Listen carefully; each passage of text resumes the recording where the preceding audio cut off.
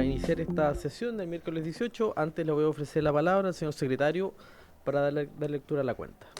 Gracias, señor presidente. Para la cuenta del día de hoy se han recibido los siguientes documentos. Tenemos comunicación, mediante la cual se informa que el diputado señor Nelson Venegas reemplazará en esta sesión al diputado don Raúl Leiva. También una comunicación del Ministerio de Justicia y Derechos Humanos confirmando la asistencia del señor Ministro de Justicia y Derechos Humanos, acompañado de Felipe Rayo, jefe del Departamento de Asesoría, Héctor Valladares, jefe de la División Judicial, doña Macarena Cortés, jefe de la División de Reinserción Social, y los abogados de la división, doña Rocío González, don Rodrigo Hernández, doña Flora Benazul, doña Sofía Wilson, don Francisco Molina, don Francisco Maldonado.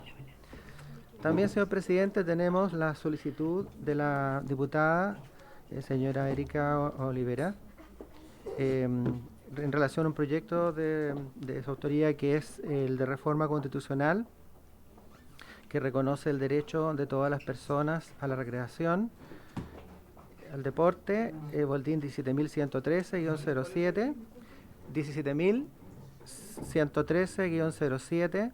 Se encuentra presente la diputada para los efectos del caso. Eso es todo, señor presidente. Bien, muchas gracias, señor secretario.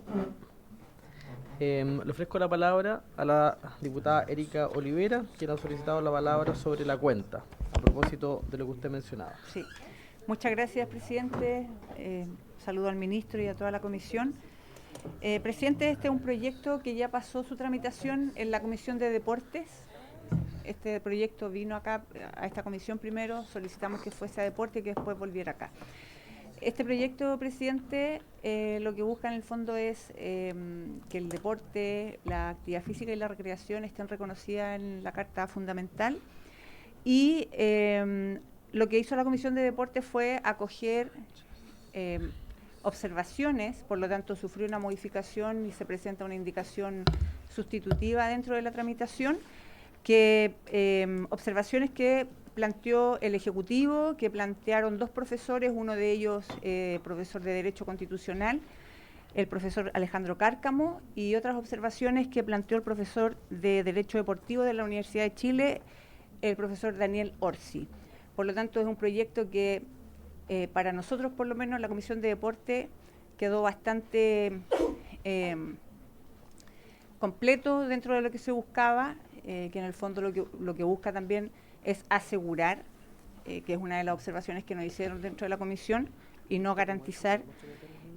Por lo tanto, presidente, yo le pido a esta comisión que puedan revisar este proyecto, que es una reforma constitucional, lo puedan tramitar ojalá a la brevedad, para que podamos tener prontamente el deporte reconocido, no solo el deporte, sino que la actividad física y la recreación. Presidente, inmediatamente le solicito a ustedes, si lo tienen a bien, invitar a ambos profesores que fueron los que expusieron dentro de la Comisión de Deportes, el profesor Daniel Orsi y el profesor Alejandro Cárcamo, Universidad de Talca, y el profesor Orsi de la Universidad de Chile, y también quizás tener la opinión del Ejecutivo nuevamente, pero todo está recogido dentro de la sustitutiva. Eso, presidente. Muchas gracias. Bien, muchas gracias, diputada Erika Olivera. Si les parece, a la comisión quisiera proponer lo siguiente, que pudiéramos abordar esta propuesta que hace la diputada Erika Olivera, que tiene que ver con la reforma constitucional del boletín 17.113-02, que reconoce el derecho de todas las personas al deporte y la recreación, para que durante el mes de enero pudiéramos abordarlo, a lo mejor en una sesión, porque ya tiene una tramitación en la Comisión de Deporte. Vamos a pedir el informe, vamos a pedir el informe a la Comisión de Deporte, porque me imagino que se metió un informe que ya tiene una tramitación. Vamos a invitar al Ejecutivo a dos profesores, uno de Derecho Constitucional y otro de Derecho de Deportivo.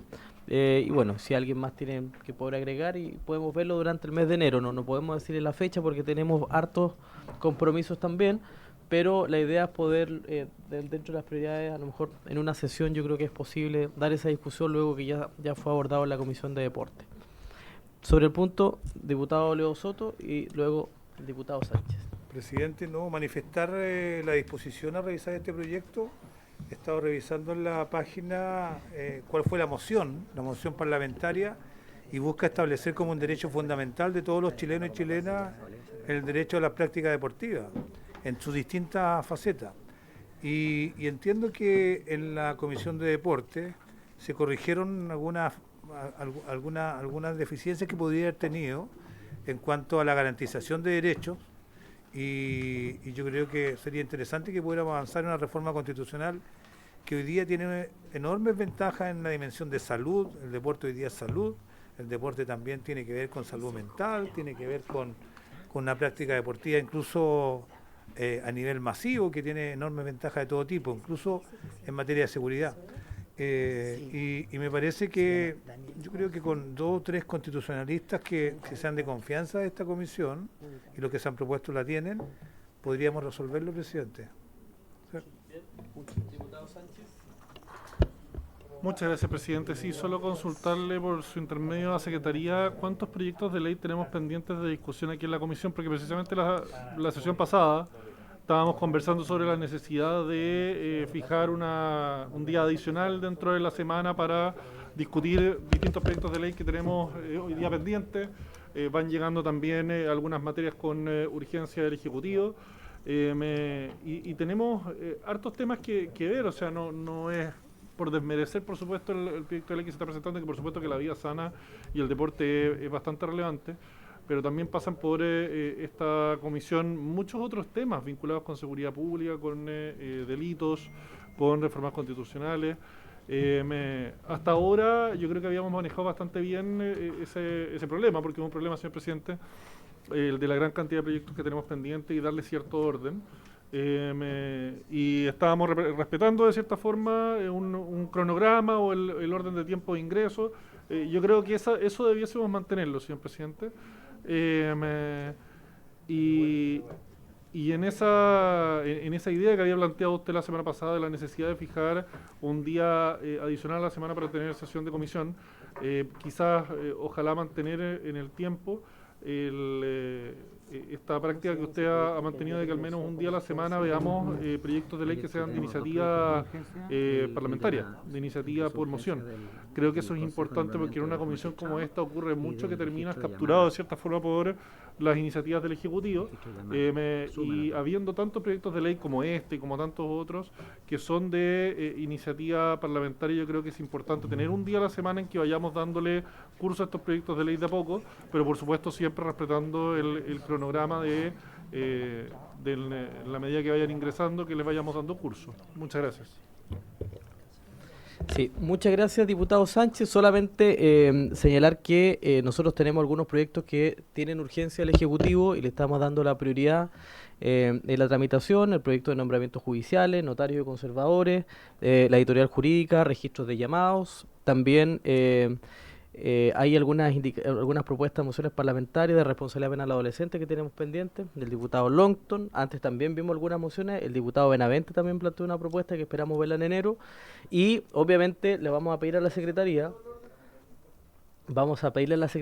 que nos pueda emitir un informe respecto del orden de los proyectos que se han tramitado, que ya se han despachado, para que tengamos un seguimiento, y también respecto de lo que viene, relativamente en cierta prioridad, para que ustedes sepan también cuál es la prioridad que le hemos dado desde la comisión. Sí, ¿ya? Y bueno, lo de la diputada Olivera, ¿es sobre el punto, diputada Pamela Giles? Gracias, presidente. Respecto de la propuesta que ha hecho usted sobre el proyecto que nos ha venido a exponer la diputada Olivera, yo estoy completamente de acuerdo, porque además tiene la característica de que es algo de fácil despacho, que efectivamente podemos verlo en una sesión, y en los comités hemos mantenido una permanente discusión que yo en su momento les he informado respecto de la productividad, de que tenemos que ir sacando proyectos para que se voten. Esta comisión ha sido muy adecuada en los tiempos para emitir una cantidad permanente de proyectos a votación en sala, pero me parece que que además seguramente concitará el acuerdo unánime, no me imagino que alguien pudiera estar en contra, pero que requiere de nuestra visión técnica, me parece a mí que sería muy adecuado que se pudiera ver lo antes posible y Sí. que pudiéramos incluso acordar que esto se pudiera ver excepcionalmente en una sesión, con las audiencias y la votación incluida. ¿Ah? Me permito hacer esa sugerencia sobre su propuesta. Ahora bien, quiero recordar que yo me opongo a la posibilidad de hacer una sesión más, particularmente el lunes a la hora que se ha propuesto, y que eso ya ha sido consultado y ya sabemos que hay por lo menos 2 o 3 miembros de esta comisión que están a esa hora en Comisión de Seguridad, más otros miembros que están en comisiones investigadoras, y por lo tanto a mí me parece una vez más que ese es un asunto que ya está cerrado y que debemos acotarlo a las 2 sesiones que tenemos semanales, que ya son bastante intensas. Gracias, diputada Giles. Diputado Ilavaca, vamos cerrando el punto. Sí, presidente, 2 o 3 cosas. Primero es sumarme al proyecto de ley que acaba de presentar la diputada Olivera. Creo que es un proyecto interesante y que podría ser un tema de fácil despacho. Pero también hacerme parte de la inquietud que plantea el diputado Sánchez. Ayer este fue un tema de conversación. Y usted tiene, insisto, la prerrogativa, no necesita el acuerdo de la comisión para llevar adelante citaciones extraordinarias por proyectos que tengan algún tipo de urgencia por parte del Ejecutivo. Y yo espero, por la cantidad importante de proyectos que tenemos, que efectivamente en algún momento se estudie esa posibilidad para poder avanzar en ampliar la productividad de esta comisión. Pero me preocupa de sobremanera que esta comisión siga trabajando de la manera que lo está haciendo y finalmente tengamos otro cuello de botella, porque muchas veces la Cámara dice que esta comisión es un cuello de botella, pero al final del día nosotros hemos sacado cantidad importante de proyectos que todavía se encuentran durmiendo en el Senado. Y ayer puse el ejemplo de un proyecto que en lo particular me interesa mucho, que esta comisión trabajó por más de un año, que fue el proyecto de ley de ejecución de pena, o sea, sí, bien digo, ejecución de pena, que está en el primer fast track legislativo de seguridad del gobierno, en el primero, que tiene urgencia, y el Senado lo tiene hace más de 6 meses y no han avanzado ni un ápice. Entonces, muchas veces uno dice, ¿sabe qué? No sirve de mucho que avancemos en proyecto de ley en esta comisión si en el Senado van a dormir el sueño de los justos. Eso es lo primero, presidente. Y lo segundo es, en el mismo sentido de que ya que se están planteando algunos proyectos para poder colocar en la tabla, que tenga en consideración el boletín 17.222.07. ¿De qué trata este boletín? Que es un proyecto de la bancada del Partido Socialista en orden a poder entregar una solución a una situación injusta que se dio respecto a la tramitación, no digo los resultados, sino que el proceso de tramitación respecto a las acusaciones constitucionales. Y hoy día ahí tenemos un vacío, porque no permite defensas o votaciones en la Cámara separadas respecto a una u otra acusación cuando son acusaciones múltiples. Y allí hemos planteado una solución en términos de poder desarrollar, si bien no se prohíbe la generación de acusaciones múltiples, sí se puede determinar y discutir separadamente, que es un proyecto también relativamente fácil, dice relación con un tema procedimental y que puede servir para la discusión. Gracias, presidente. Muchas gracias, diputado Ilavaca. Entonces vamos a acordar el poder priorizar el proyecto que plantea la diputada Olivera en una sesión con los invitados que se han señalado. ¿Ya? Diputada Giles. Gracias, presidente. En relación, esto en realidad no quiero hacer una trampa por ningún motivo, esto quizás debería ir en varios, que va al final, pero tengo la impresión de que va a ser un poco abrupto el final por la sobrecarga que tiene y me urge plantearle un tema a la comisión, a usted y a la comisión. Y es el siguiente, sobre todo porque esta es la última sesión que vamos a tener y en los próximos 15 días pudieran sucederse los acontecimientos. Frente a la posibilidad, a mi juicio inminente, de que tengamos a portas el desafuero de 10 parlamentarios de la bancada socialista. ¿Cómo? Bueno, entre lo que está dos de la bancada socialista. Entiendo que hay también personas de otras bancadas que participaron en esa situación. A la que me refiero, me imagino todos entienden que es la denuncia que ha hecho el exministro Chadwick ante los tribunales por un texto en que se le señalaría, se le adjudicaría un delito, una querella por injuria y calumnia, y esto que ya está en desarrollo pudiera ocurrir en el próximo tiempo. A mí me gustaría saber qué es lo que sucede con nuestra comisión en particular en eso, cómo se reemplazan a esos parlamentarios, si es que fuera el caso, y qué es en rasgos generales lo que ocurre, porque no hemos tenido nunca, que yo sepa, durante la existencia del Parlamento chileno, una situación de esa naturaleza, que yo indiqué desde el primer momento que me parecía sumamente posible y que aparentemente ha ido avanzando. Entonces quisiera preguntarle qué hay con eso, qué tenemos que hacer nosotros como Comisión de Constitución respecto de eso. Por ejemplo, es una idea que plantea el diputado Soto que pudiera... Sí. Claro, pero Bien. no solo respecto a los reemplazos. Sí, sí. Sí, diputados Leonardo Soto. Sí, bueno, yo agradezco la preocupación profunda que tiene la diputada Y Giles por genuina. el destino de algunos integrantes de esta comisión o por el Partido Socialista.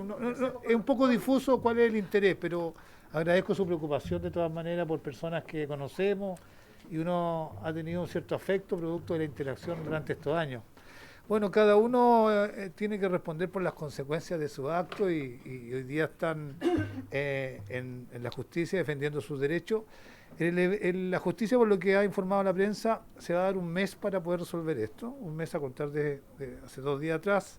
Por lo tanto, a mediados o a finales de enero habría un fallo en la Corte de Apelaciones de Valparaíso, que en caso de producirse la hipótesis que plantea la diputada Giles, de que sean desaforados, esta resolución, presidenta, admite apelación ante la Corte Suprema, así que muy probablemente el más alto tribunal de la República va a tener que decidir la suerte de nuestros colegas. Y bueno, y ese proceso judicial está recién comenzando y no recién terminando.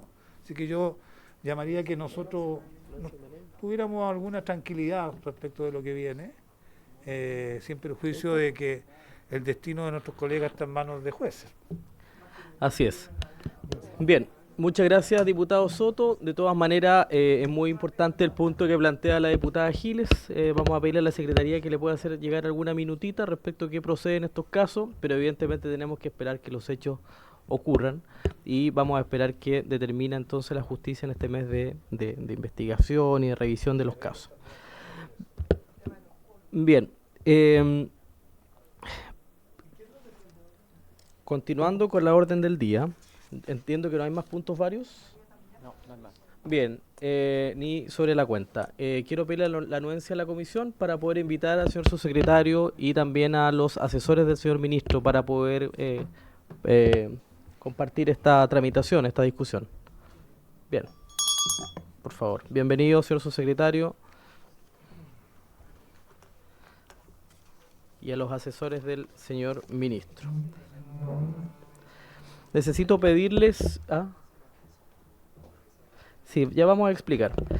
Primero señalar que quedó pendiente un acuerdo en la sesión de ayer por falta de quórum. La diputada Musante pidió un oficio al señor ministro de Justicia y Derechos Humanos para conocer la opinión del gobierno sobre la posibilidad de que Gendarmería de Chile pudiese depender del nuevo Ministerio de Seguridad Pública, conocidas las graves vulneraciones de las medidas de seguridad de las celdas en distintos recintos penitenciarios, considerando que una de las principales demandas de Gendarmería de Chile ha sido ser considerado parte del eslabón de las instituciones que persiguen el delito y por lo tanto de las instituciones que ejercen facultades en materia de seguridad. Ese es el acuerdo. Si le parece a la comisión, es un oficio que pide la diputada Musante que lo pueda remitir la comisión. Sí, diputada Giles, sobre el punto. Sí, no entiendo, presidente, seguramente usted me lo puede esclarecer. ¿Por qué la diputada Musante viene a pedirle a esta comisión eso? ¿Por qué no presenta ella el oficio? Si ella pidió el oficio a través de esta comisión para que tenga el respaldo de esta comisión. Ya, es curioso El eso. oficio Como- dirigido al señor ministro ¿Por qué no y lo le pide un presenta acuerdo a la ella? comisión. Claro. Sí, pero vino acá O sea, y entiendo que, presidente, quiero ser más clara, entiendo que hay seguramente una finalidad política, lo cual es perfectamente legítimo, pero me gustaría entenderla, porque no entiendo por qué la diputada Musante efectivamente no manda un oficio y por qué Bueno, que lo envíe de necesita manera individual. la intermediación de esta comisión para comunicarse con la autoridad ministerial. Bien, vamos a mandar el oficio a nombre de ella. Si le parece a la comisión, vamos a mandar el oficio a nombre de ella, de la diputada. Lo vamos a enviar directamente para no abrir debate sobre este punto. Bien, vamos a destinar esta sesión para proceder a la discusión respecto al tercer trámite constitucional, de acuerdo con lo establecido y luego del acuerdo con los comités y también con la conversación con el Ejecutivo, y conforme al artículo 120 del reglamento de la Corporación sobre el alcance de las modificaciones introducidas por el Senado al proyecto de ley que modifica el sistema registral y notarial en sus aspectos orgánicos y funcionales. Boletín 12.092-07. Entiendo que ya las señoras y señores diputados tienen en sus pupitres, escritorios, los documentos. Y por supuesto le damos la bienvenida al señor Ministro de Justicia y Derechos Humanos y también al señor Subsecretario de Justicia y a los asesores. Diputado Ilavaca, antes de iniciar la discusión. Antes de iniciar la discusión y solamente para decírselo de frente tanto al ministro como al subsecretario. Ayer esta comisión estuvo tratando en sesión ordinaria la discusión, yo creo, más importante de reforma a nuestro sistema político, que dice relación con el sistema de nombramiento del Poder Judicial y otras normas que regulan el Poder Judicial. Y en aquella sesión de ayer no estuvo presente ni el ministro ni el subsecretario. Yo hice ese punto ayer. Yo entiendo que el ministro ayer estuvo y tenía a lo mejor otros temas más importantes o temas trascendentales también en el Senado. Tengo entendido eso. Pero la excusa tanto del ministro y del señor subsecretario fueron problemas de agenda. Lisa y llanamente, problemas de agenda. No entiendo, señor presidente, qué problema de agenda podría significar tratar un tema superior al tema que ayer se estaba tratando. Yo en lo particular hice por lo menos planteé mi postura, que ha sido una postura además concordante con acciones anteriores, que si es que el ministro o el subsecretario no se encuentran presentes nuevamente en una discusión de esas características, yo por lo menos no voy a dar la unanimidad que participe ningún asesor. ¿Ya? Sobre todo en temas tan trascendentales como el que ayer se estaba discutiendo. Gracias, presidente. Muchas gracias, diputado Ilavaca. Bueno, ya fue transmitido el mensaje formalmente también al señor ministro y al señor subsecretario desde esta secretaría. Señor ministro, si quiere contestar sobre el punto. Sí, muchas gracias, presidente. No, por su intermedio, bueno, saludar a los diputados y diputadas. Se lo señalaba al diputado Ilavaca. Efectivamente, yo estaba, estuve acá en la mañana en la Cámara, en la sesión de sala. Después en la tarde tenía compromiso en el Senado. En general, para el proyecto de reforma constitucional que modifica el sistema de nombramiento de jueces y juezas, he estado yo, o en su momento el ex ministro Cordero, y por cierto ha estado siempre el equipo del Ministerio de Justicia, ¿ya? Yo comparto con el diputado que efectivamente esta es una reforma trascendental para nuestro sistema de justicia, y vamos a tomar todas las precauciones para tratar de que permanentemente en la discusión esté yo personalmente o esté el señor subsecretario. Bien, muchas gracias, señor ministro. Quiero señalar a la comisión que este tema, ustedes saben la importancia que tiene de notarios y conservadores. Son cerca de 66 hojas de enmienda, según nos informa la Secretaría. Estuvo 2 años en la Cámara de Diputados en primer trámite, cerca de 5 años en el Senado. Y evidentemente la gran mayoría de los parlamentarios presentes en esta comisión no participaron de la discusión del primer trámite del proyecto de notarios y conservadores. Por eso es que es tan importante que podamos darle todo el espacio necesario para poder revisar las consultas y las dudas, y por eso tenemos al Ejecutivo. Yo agradezco la disposición que ha tenido el señor ministro y el señor subsecretario para que demos inicio ya en esta segunda sesión. Ya tuvimos una sesión, ahora vamos por esta nueva sesión donde vamos a abordar particularmente temas relacionados con el sistema de nombramiento. Vamos a ir en ese orden, a propósito de la consulta. Sistema de nombramiento, vamos a revisar el tema de las inhabilidades, la fiscalización, calidad de servicio y a propósito también el tema de los aranceles, que ha sido algo que también preocupa a algunos parlamentarios. También hay aspectos relacionados con el reglamento registral del Conservatorio de Bienes Raíces que también es importante que podamos discutirlo. Entonces, ¿cuál es la prioridad que le vamos a dar? Es que efectivamente podamos discutir también la primera semana de enero, al regreso del receso, martes y miércoles, las 2 sesiones para poder abordar el tema. Idealmente, yo reitero la necesidad, y yo sé que no existe la total apoyo y respaldo de todos, pero vamos a tener que ver si es que es posible sesionar el día lunes para poder revisar en detalle el proyecto. Es mi interés que no, porque entiendo que hay muchas coincidencias con comisiones, pero de ser necesario lo vamos a tener que hacer porque tenemos plazo hasta el día 13. Sí, pero vamos a tener que destinar las 2 sesiones de la próxima semana completamente a este tema. ¿Ya? Bien, diputado Soto, Leonardo. Sí, gracias, presidente. Si bien es efectivo lo que usted plantea, que este proyecto no ha sido conocido por esta comisión, pero también es cierto que estamos en tercer trámite. No estamos en un proceso legislativo completo donde podamos presentar indicaciones, hacer cambios, sino más bien el objetivo del plazo que se ha dado por parte de los comités es que podamos utilizarlos para informarnos bien del proyecto y votar bien en la sala. Y yo creo que este es un plazo final que entiendo que fijó los comités, y el compromiso que hay con el señor ministro es que sea un plazo fatal, es decir, el día 13 o 15, entiendo, el 13, para que se vea en sala el día 15. Y yo le pediría que tome todas las providencias, incluyendo sesiones adicionales, que pueden ser los lunes, pueden ser los martes o miércoles en paralelo a la sala. Podemos acordar subir la urgencia por parte del Ejecutivo para habilitar el funcionamiento en paralelo a la sala, para que podamos cumplir con ese plazo que usted se comprometió, presidente. Pero yo lo que no quisiera es que se busque una prórroga. Me imagino que ya estará completamente descartado, porque hoy día, por ejemplo, esta semana apenas le vamos a destinar una hora. No, es más. Todavía no comenzamos y quedan 23 minutos. Por eso, presidente, más que hablar sobre el proyecto, me gustaría, o de cómo vamos a tramitar el proyecto, de que lo comenzáramos a ver de una vez por todas, para que no lo posterguemos. Sí, no, mire, si les parece, vamos a tomar el acuerdo para discutir toda la sesión este tema, porque entiendo que hay un segundo punto, pero evidentemente por la complejidad vamos a destinar toda la sesión por acuerdo, ¿ya? Si le parece a la comisión. Bien, diputado Benavente. Presidente, yo concuerdo con el diputado Soto, y yo creo que no le veo sentido alargar mucho más la discusión de un proyecto que debiera pasar a sala y ver si va mixta.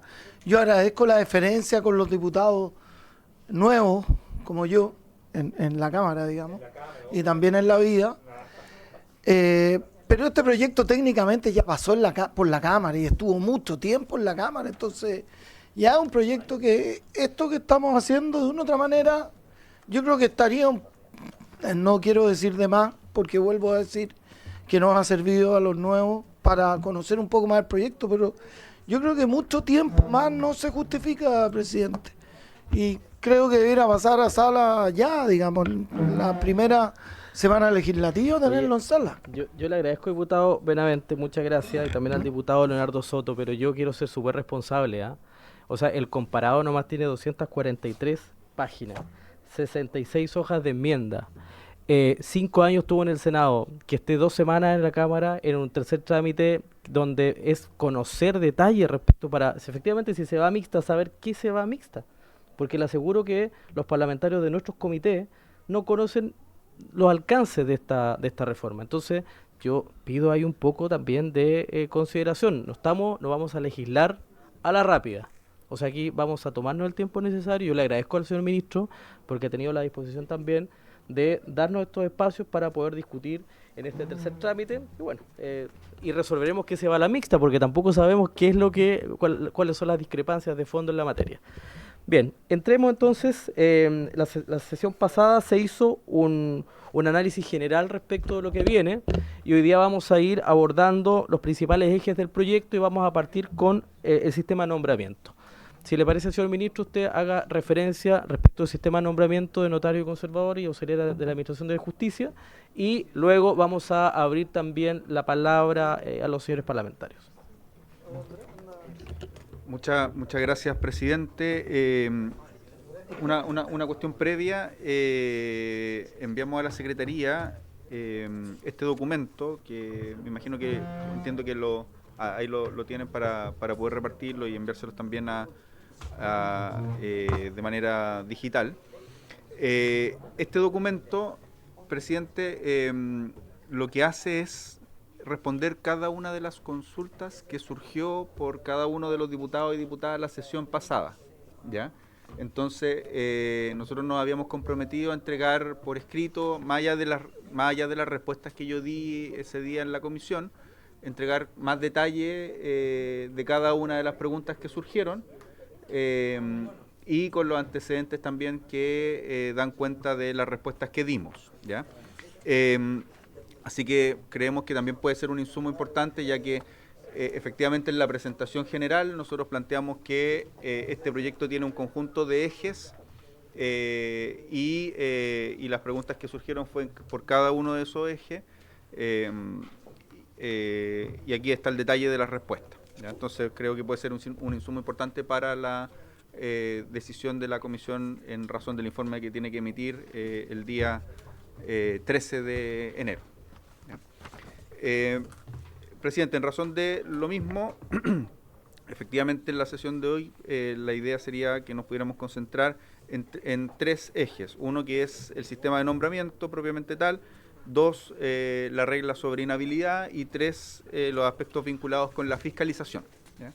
Que son tres de los 5 ejes que nosotros planteamos que tiene el proyecto. Si le parece, abordemos particularmente el sistema de nombramiento, para que vayamos en orden problema. y luego abrimos entonces la discusión. ¿Ya? Muy bien. Entonces, bueno, tenemos una presentación que también la tienen cada uno de los diputados y diputadas. La presentación tiene, como les decía, esos 3 temas un poco más en profundidad de lo que vimos la sesión anterior. En materia de selección y nombramiento, lo que hace el proyecto es principalmente modificar las normas del Código Orgánico de Tribunales para radicar el proceso de selección de notarios, conservadores y archiveros en 2 instancias externas al Poder Judicial. Una es el Servicio Civil, encargado de las etapas de convocatoria, evaluación y elaboración de la propuesta de los candidatos seleccionados, y otra es el Ejecutivo, a quien le corresponderá propiamente tal la designación. ¿En qué se modifica en razón del sistema actual que tiene el sistema de nombramiento de notarios, archiveros y conservadores? En que actualmente las ternas para nombrar cada uno de estos auxiliares de la Administración de Justicia las confeccionan las Cortes de Apelaciones respectivas y posteriormente es el Ejecutivo el que realiza la designación de las personas que van a ejercer estos oficios, ¿ya? Lo que se hace es sacarlo del Poder Judicial y llevarlo a un sistema que lo que busque principalmente es la concursabilidad, el mérito, las capacidades y se mantiene la designación.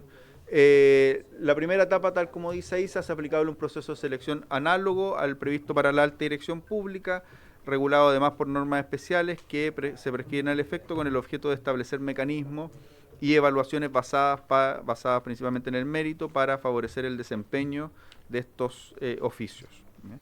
Finalizada la etapa, el comité de selección le entrega al ministro o ministra de Justicia, en carácter reservado, la nómina de los 3 más altos puntajes obtenidos como resultado de la aplicación de los instrumentos de evaluación para que proceda al nombramiento. Algunas cuestiones que son relevantes en esta materia es que se disminuye la discrecionalidad del Ejecutivo. ¿En qué sentido? Primero, las propuestas que confecciona el sistema de alta dirección pública son propuestas preladas, ¿ya? Es decir, van en orden de los puntajes que obtuvieron conforme a las distintas pruebas de selección que se les realizaron. En segundo lugar, está la obligación del Ejecutivo de fundamentar la resolución que designa a la persona que va a ejercer este cargo. Y en tercer lugar, hay una disminución de la discrecionalidad en el sentido de o uno podría decir más que disminución, eliminación completamente de la etapa de designación por parte del Ejecutivo en el caso de que la persona obtenga un porcentaje superior en el 80% al que viene o le sigue en la propuesta del sistema de alta dirección pública. Es decir, si la distancia de puntajes es tan alta que implica que el primero en la lista obtuvo un 80% más que el que le sigue, esa persona es designada inmediatamente para ejercer este cargo, ¿ya? Es decir, el Ejecutivo ya no participa en ese circuito. Por otra parte, que también es relevante señalar, dentro de las reglas que se establecieron en el proyecto, se le da un plazo al Ejecutivo para realizar estos nombramientos, ¿ya? Si transcurrido ese plazo el Ejecutivo no ha realizado el nombramiento, se designa la persona que está primera en la lista, ¿ya? Y por ende ocurre también de manera automática. Entonces son modificaciones sustantivas en razón de cómo está el proceso de nombramiento actualmente. Como les decía, actualmente el sistema de nombramiento funciona en primer lugar con las Cortes de Apelaciones del territorio jurisdiccional en el que se encuentra vacante el oficio de estos auxiliares de la Administración de Justicia y quien tiene la responsabilidad de comunicar esta situación al Ministerio de Justicia. Posteriormente, el Ministerio de Justicia define los perfiles específicos para los cargos de notarios, archiveros, conservadores y oficios mixtos, a fin de que la Dirección Nacional del Servicio Civil instruya la elaboración de los instrumentos de evaluación estandarizados que serán utilizados en la fase de evaluación de los postulantes. Una de las preguntas que surgió en la última sesión, pero no fue la pasada, sino que en la sesión en la que vimos esto, era, bueno, cómo se distingue entre distintos tipos de notaría, archivero, conservador, entendiendo que no todos tienen la misma dificultad. Entonces, cada vez que haya un cargo vacante, esos cargos vacantes se les notifican al Ministerio de Justicia. El Ministerio de Justicia tiene que elaborar, en razón de los tipos de notarías que existen, archiveros o conservadores, tiene que plantearle a la Dirección Nacional de Servicio Civil cuáles serían los criterios para la evaluación de estos notarios, archiveros, conservadores, conforme a los tipos de notarías que están vacantes.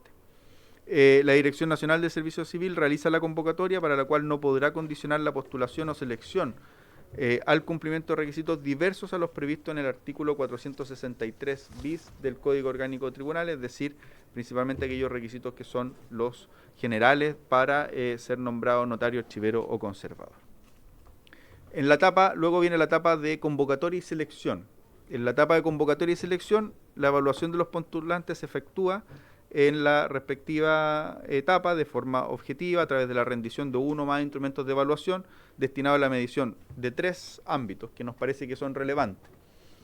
Primero, conocimientos jurídicos, entendiendo las distintas dificultades que tienen los distintos oficios, además de los auxiliares de la Administración de Justicia. No es lo mismo ser notario que ser archivero que ser conservador de bienes raíces. Por ende, la evaluación de esos conocimientos jurídicos también son importantes de medir de distintas formas. Luego, en ámbitos de administración, entendiendo que estas son, la gran mayoría de los casos, son oficios en los cuales trabajan muchas personas y se requieren también destrezas en materia de administración de una oficina de este tipo, ¿ya? Y por cierto también en cuanto a destreza, y eso son principalmente habilidades vinculadas a las competencias psicolaborales. En particular se deben evaluar estos conocimientos en materia de derecho registral y notarial, de acuerdo con el respectivo perfil. Aquí quedó una regla que se discutió bastante en la Comisión de Constitución del Senado, que permite que el registro, o sea, que el Servicio Civil pueda contratar personas para que lo asesoren en las pruebas técnicas en materia notarial y registral, ¿ya? Entonces, esa norma también, entendiendo que en el Servicio Civil no necesariamente están los profesionales que puedan construir esas pruebas estandarizadas que permitan evaluar las destrezas en materia notarial y registral, y por lo mismo el Servicio Civil tiene la posibilidad de contratar personales ad hoc para realizar estas evaluaciones específicas. En base a los resultados que se obtienen de este proceso, se elabora una lista en la cual se ordenará a los postulantes por estricto orden decreciente de puntaje, es decir, se hace una prelación. En caso que exista empate, precederá en el listado aquel postulante que hubiese obtenido el primer o sea, tenga más experiencia como abogado o abogada, y estos resultados serán reclamables por los postulantes ante el Servicio Civil y posteriormente ante la Contraloría General de la República. ¿Ya? Eso también es bastante importante y es novedoso en razón a cómo funciona actualmente el sistema de nombramiento, donde en la confección de las ternas no hay procesos de posibilidades para recurrir de la confección de las mismas. En la etapa de convocatoria, seguimos la etapa de convocatoria y selección. El listado con indicación del puntaje obtenido por cada uno de los postulantes debe ser publicado en el sitio web del Ministerio de Justicia. Esto también la lógica de entregar más transparencia al proceso de nombramiento, es decir, no son listados que no vayan a ser conocidos públicamente. Entonces ahí viene también la lógica de que si el Ministerio de Justicia elige a alguien distinto, o sea, elige a alguien que tiene un puntaje considerablemente inferior al resto, y la fundamentación del mismo va a ser relevante, ¿ya? Porque además esto va a ser de conocimiento público. Y entendiendo además que está la regla de que si la persona tiene un 80% superior, es designada inmediatamente. El Consejo de Alta Dirección Pública remite la nómina de los 3 puntajes más altos, objetivamente obtenidos como resultado de la aplicación de los instrumentos de evaluación señalados. Esta nómina se le emite al ministro o ministra de Justicia, y esa nómina además debe acompañar los antecedentes profesionales y laborales de estos postulantes sin expresar preferencia por ninguno de ellos. Excepcionalmente, lo que les señalaba previamente, en caso de que el postulante que ocupe el primer lugar sea el único que se encuentre en el 10% del máximo puntaje de la escala de evaluación y quienes le sigan se encuentran bajo el 80% de este candidato será seleccionado automáticamente. En la lámina que sigue hay una... estábamos bien atrás de las láminas. Pero bueno, en la lámina en la subsiguiente, esa, ahí hay un flujograma respecto a cómo sería el sistema de nombramiento. Este flujograma también ya se decantó después de cómo quedó el proyecto de ley que se encuentra en este tercer trámite. Entonces, lo primero sería: el Ministerio de Justicia y Derechos Humanos comunica a la Dirección Nacional del Servicio Civil la vacancia de un cargo de notario archivero conservador en el plazo de 10 días indicando el perfil que se requiere, entendiendo que se tienen que estratificar o se tienen que establecer cuáles son las notarías por así decirlo, grado 1, grado 2, grado 3, entendiendo las dificultades que tienen estos oficios, y lo mismo para el resto de los auxiliares.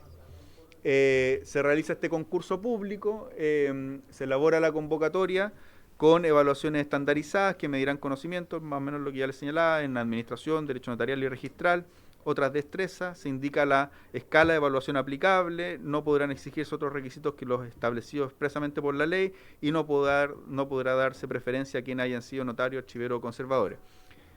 Entre otras cosas, ¿por qué están esas reglas? Y esto es relevante porque acuérdense que uno de los fundamentos que tiene este proyecto tiene que ver con las barreras de entrada para poder ejercer estos oficios. Y ahí hay un informe que está en los antecedentes del proyecto que hizo la Fiscalía Nacional Económica, solo para notarios, eso sí, y eso también es relevante que ustedes lo sepan, no está en el resto de los auxiliares de la Administración de Justicia, está solo para notarios, y una de las cosas que estableció la Fiscalía Nacional Económica son las barreras de entrada para ejercer estos oficios. ¿Ya? Entonces, esas recomendaciones, o por así decirlo, esos hallazgos de la Fiscalía Nacional Económica fueron tomados en consideración durante la tramitación, principalmente en el Senado, y por lo mismo se establecieron que las barreras de entrada sean solo las que establece el Código Orgánico de Tribunales para ejercer estos oficios, más allá de las pruebas que se tengan que rendir. ¿Ya? Es decir, una cosa es quiénes pueden postular y otra cosa es quiénes van a ser seleccionados conforme a los méritos, conocimientos, capacidades, destrezas que puedan comprobar conforme a las evaluaciones que se les realizan. Y en base a los resultados de este concurso se elabora un listado que es primero público, segundo jerarquizado a través del puntaje de los postulantes, y esto se le informa al Ministerio de Justicia los 3 primeros puntajes, para que de esos 3 primeros puntajes, a través de una resolución fundada, tenga que señalar cuál es la persona que se va a designar como notario, archivero o conservador. lo que les señalaba es que se limita la discrecionalidad del Ministerio de Justicia en razón de lo que existe actualmente. Se limita de una manera importante porque la selección solo se puede fundar en la valoración de los antecedentes curriculares del postulante, se debe formalizar en un decreto fundado, se regula un plazo de sanción con silencio positivo y si el postulante obtuvo un puntaje en el decil superior y el siguiente no se encuentra en el decil siguiente, hasta en un 80% más bajo, queda automáticamente nombrado el primero. Eso es presidente con el sistema de nombramiento, luego viene inhabilidad y luego fiscalización, pero quizás, como usted señalaba, paramos acá para recibir las preguntas, comentarios, etcétera. Bien, muchas gracias, señor ministro. Muy importante y agradecemos su exposición en detalle respecto del sistema de nombramiento. Ofrezco la palabra a la señora y señores parlamentarios, diputado Longton. Muchas gracias, presidente. Muy clara la exposición del ministro. Me surgen algunas preguntas con el proceso de nombramiento. Creo que algo se lo planteé la sesión hace 2 semanas. Primero, la fundamentación. Sí o sí, si tiene un 80% va respecto a la calificación, va a tener que ser nombrado sí o sí el primero. Eso me queda claro y me parece bien. Pero si no fuera así, eventualmente puede nombrar al segundo o tercero.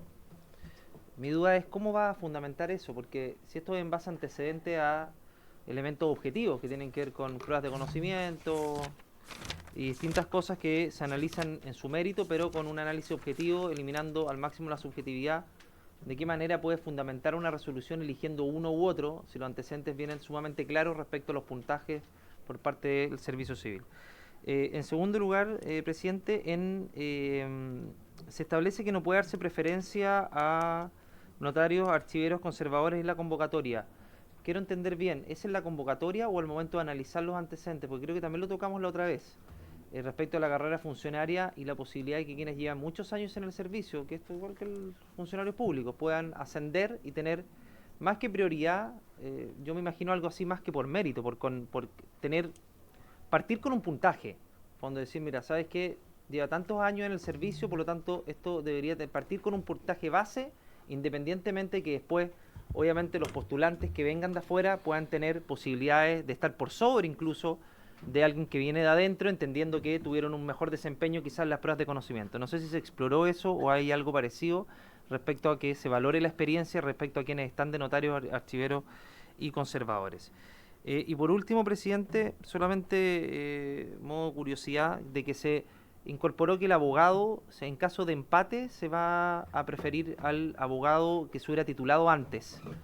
Me imagino que es para la objetividad del proceso, pero no siempre necesariamente el abogado que se tituló antes tiene mayor experiencia o conocimiento o se desarrolló como abogado. Todos sabemos que el abogado puede, en la práctica se desarrolla en múltiples áreas y no necesariamente el abogado ejerció la carrera o bien ejerció una carrera o ejerció una profesión que en el fondo le dé experiencia para dedicarse a ser notario, archivero o conservador, independientemente de que haya tenido el mismo puntaje con quien quizás sí la ha tenido. Entonces, quisiera saber cómo llegaron a la conclusión que ese era el mejor mecanismo. Eso, gracias, presidente. Gracias, diputado Longton. Diputado Alessandri. Gracias, presidente. Agradecerle al ministro la asistencia y la minuta, que está muy clarificadora. Y en el tema en que se prohíbe que la experiencia sea considerada. Nosotros tenemos evidentemente notarías de distintos niveles, ¿cierto? Asiento de corte, categorías, van de comunas pequeñas a comunas más grandes, y eso significa una especie de carrera funcionaria para el notario, y muchas veces eso le da la experiencia de partir en un oficio más pequeño y después quizás pasar a uno más importante, a una capital regional, finalmente, incluso ser conservador y notario. Que eso se elimine del todo y que no sea considerado el historial sería probablemente la única labor, carrera pública o privada en que existe esa prohibición. No poder tomar en cuenta tu experiencia anterior. Preguntarle la opinión al ministro, si no queda un vacío con eso,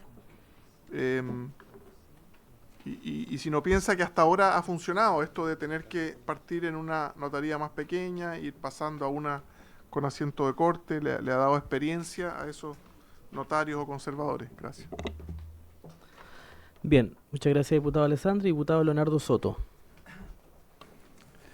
Sí, me parece interesante el punto que plantean los colegas respecto de si tiene algún valor la experiencia en la postulación a estos cargos.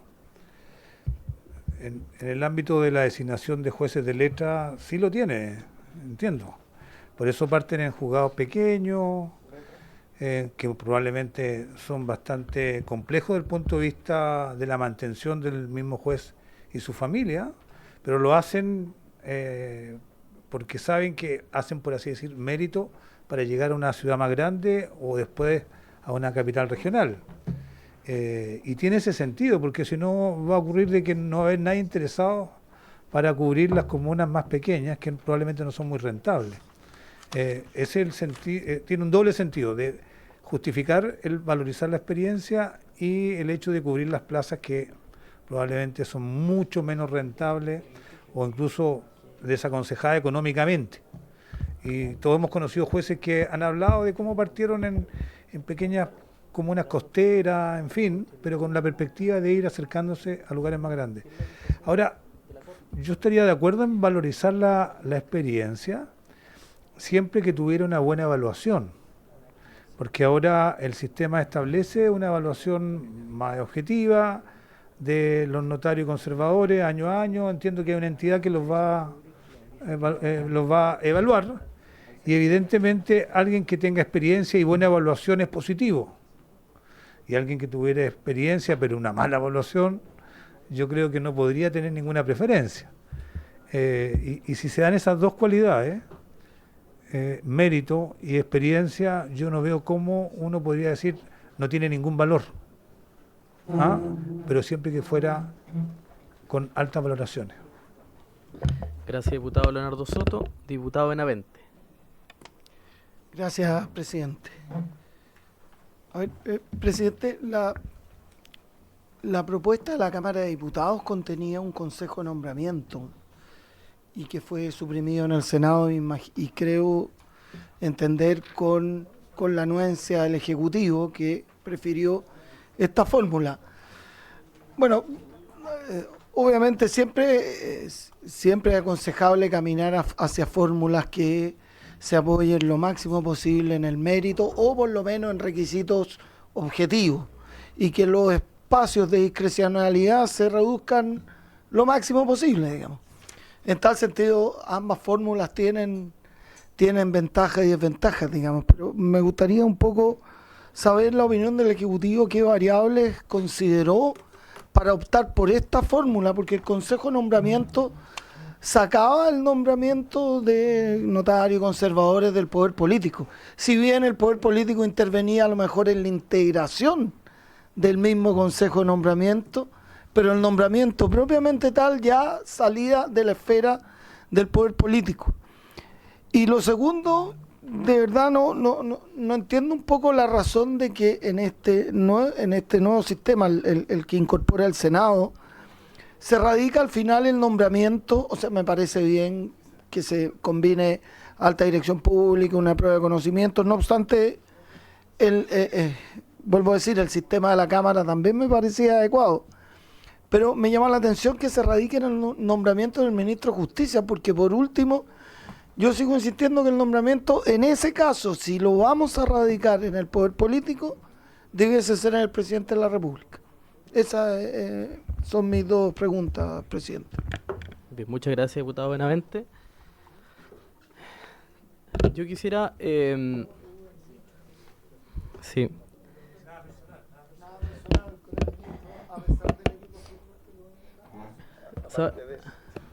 Señor ministro, yo quisiera plantear en la misma línea lo que han planteado también mis colegas. No voy a ahondar en lo ya señalado respecto del tema del mérito y la importancia de la experiencia.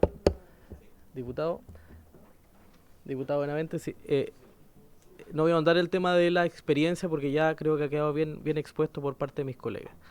A mí me preocupa un aspecto que tiene que ver con la politización del sistema de nombramiento. Porque, quiero ser muy claro en esto, también lo dije en una entrevista pública, hoy día efectivamente gran parte del proceso de selección radica en las respectivas cortes, donde son muchos los postulantes, se genera un ranking, y yo creo que todos coinciden respecto de la exigencia que tienen las pruebas a los cuales son sometidos los candidatos que postulan a los cargos de notarios y conservadores. El problema seguramente pasa cuando hay que tomar la decisión respecto de ese ranking. Y es ahí donde no se respeta el orden del ranking. Normalmente el criterio tiende a ser político. Pero yo creo que es súper positivo la primera etapa del proceso, porque son sometidos a pruebas, exigentes, en fin. No cualquiera queda en el ranking. El problema que pasa hoy día con la alta dirección pública, y no es que dude, pero yo creo que todos sabemos que en definitiva la alta dirección pública también tiene un elemento y un condimento político un poquito evidente. O sea, también hay un riesgo de una alta politización. El director, el encargado de la alta dirección pública, el director, es nombrado por el presidente de la República. Pero el director de la alta dirección pública es nombrado por el presidente de la República. Y por ende, de alguna manera, el Ejecutivo, el gobierno de turno, porque esto ni siquiera le va a corresponder a estas nominaciones al actual gobierno, esto va a ser las nominaciones para el futuro gobierno. Es decir, ya el gobierno está participando de alguna manera en el proceso de alta dirección pública. No estoy dudando del proceso. Pero además después, el rol activo del Ministerio de Justicia. Por lo tanto, aquí queda fuera de plano la Corte. Y a mí eso me preocupa, que estos estamentos tan importantes para la ciudad los politicemos. Tomando en cuenta que los notarios conservadores además tienen mucha influencia en los procesos electorales. Todos sabemos la importancia que cumplen, el rol que cumplen los notarios conservadores. Me preocupa la politización excesiva cuando le entregamos esto. Yo no sé qué gobierno pueda venir en el futuro, pero puede venir un gobierno que controle la alta dirección pública, que cambie criterios, que defina y dé orientaciones que nos llena de operadores políticos, por así decirlo. No digo que hoy día no tengamos ese problema. Yo creo que, como decía el diputado Benavente, tenemos que efectivamente ir reduciendo los espacios de discrecionalidad. Ese es el objetivo de esto.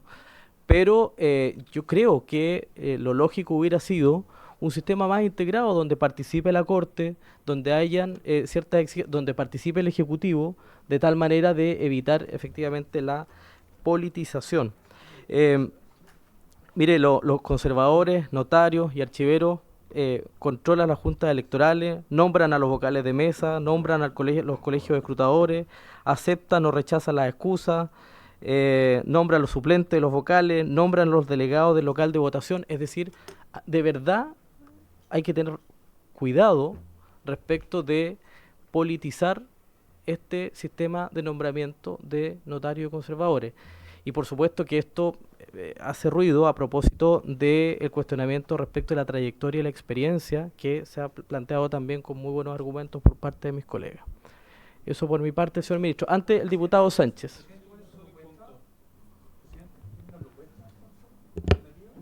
¿Vamos a seguir un orden, presidente? Creo que tengo derecho a opinar. Sí.